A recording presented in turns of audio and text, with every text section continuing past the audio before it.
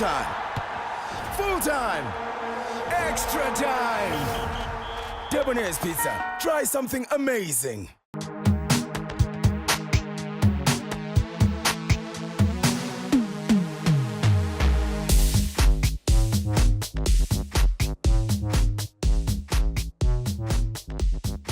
Welcome to another edition of Kick Off on the Couch, brought to you by Dominicis Pizza.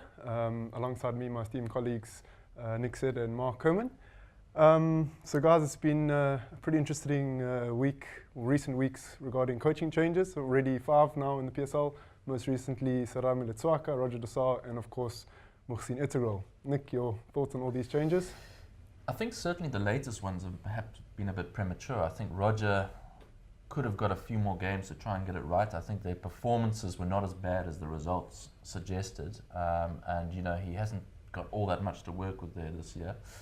Letswaka perhaps was the one where you could say, maybe he had run out of time, especially when you look at last season and how they finished.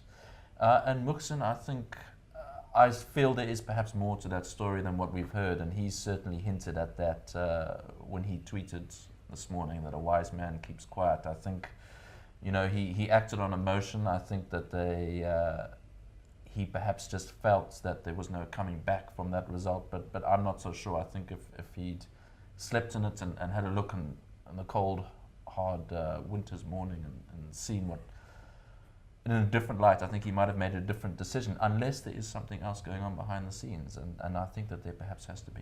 Mark, you wrote an opinion piece just before his resignation saying that you thought he would stay. Just your thoughts, and also where to now for Pirates? Well, yeah, I said I thought he should stay. I mean, as Nick said, it was probably an emotional decision. He talked about being embarrassed at the result, but underlying issues I think must have been at play there because, look, it was Pirates' record defeat. Although Irvin Khoza at the press conference indicated that perhaps he would have stayed, he wouldn't have been actually sacked after that result. I was expecting Khoza to not accept his resignation and say, stay on, let's show strength, let's bounce back from this, because at the end of the day, they were only, I think it was 5 points behind the leaders.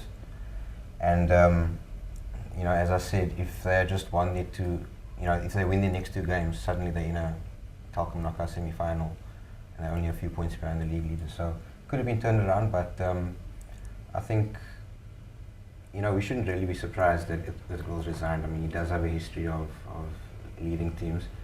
I don't think it's a good thing for Pirates, to be honest, but then again, there are others of the opinion that a change early is better than maybe, if there is some kind of dissent in the camp, involving Edwin Juma. I mean, Juma says they put it behind him.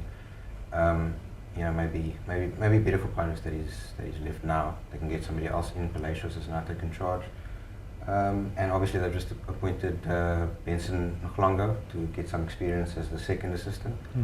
So it's interesting. I mean, I don't think it's going to work out well for Pirates, but you never know. It's football. 2 games and anything can change. Palacios obviously interim. Who are the other candidates that can take over in long term?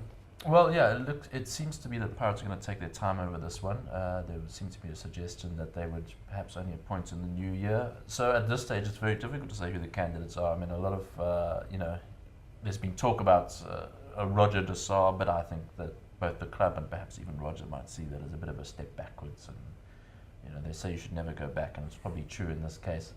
I think he'll probably look abroad, see what's available, take their time. It's probably the right decision. The only fear is that, by the time they restart the league in February after the Nations Cup, they could be so far behind it that there's no chance of them winning the title this year, and they could then potentially, if they don't win the Nedbank or the Telkom, go 2 seasons without a trophy.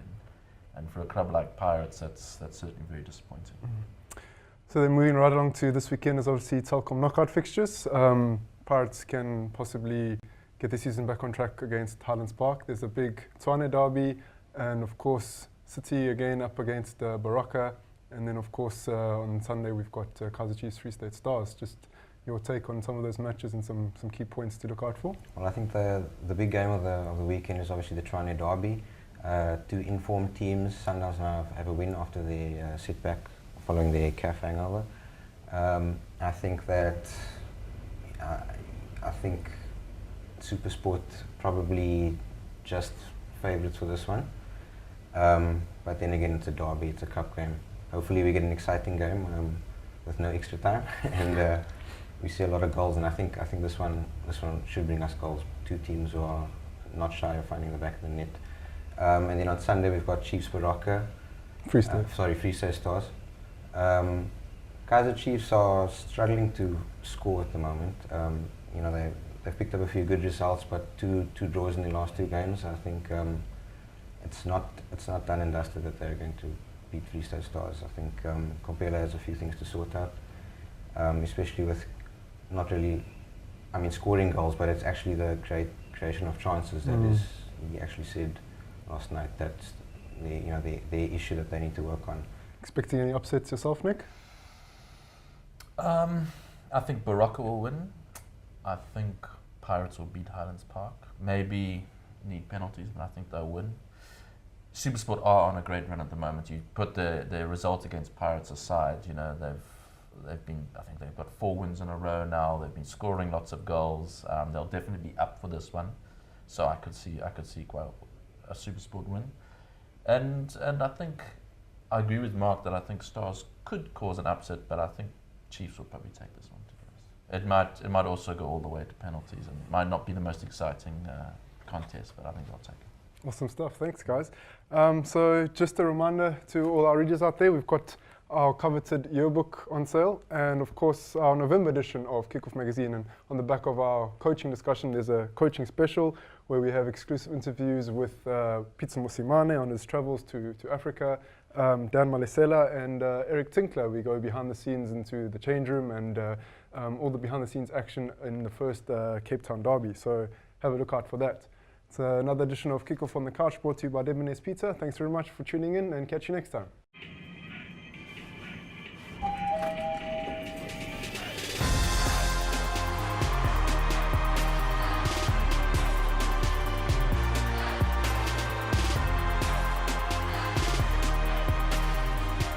Ultimate Pizza is back. That's 3 cheesy layers decked with sliced Russians, Franks, boerewors, chicken sausage, and cheese grillers. The 5 sausage triple decker from Debonair's Pizza. Try something amazing.